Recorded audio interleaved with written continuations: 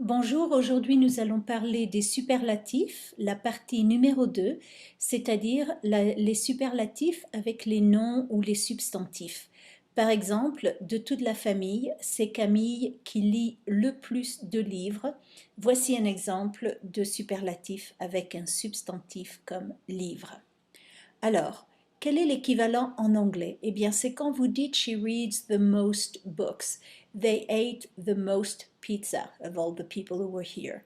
You have the least courage of all your friends.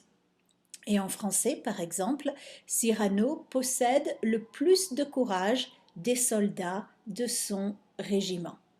Alors, comment former le superlatif d'un nom ou d'un substantif? C'est très très simple. On utilise le plus de, d'accord, ou le moins de, si c'est infériorité, plus le nom. Alors ce qui est très très important à noter, c'est qu'on utilise toujours le et pas la ou les, et toujours de et pas des, du, de la. Donc ça c'est très très important, toujours le, toujours de.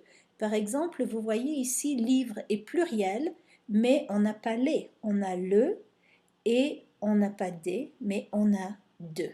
D'accord? Donc voici des exemples. Fais le moins de bruit possible.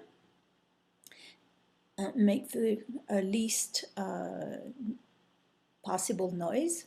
Cet artiste utilise le plus de couleurs vives dans ses portraits. Ce jeune élève a montré le plus de talent de tous ses camarades.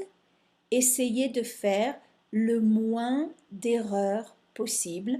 Donc vous remarquez que dans tous ces exemples, le et moins ou plus et deux.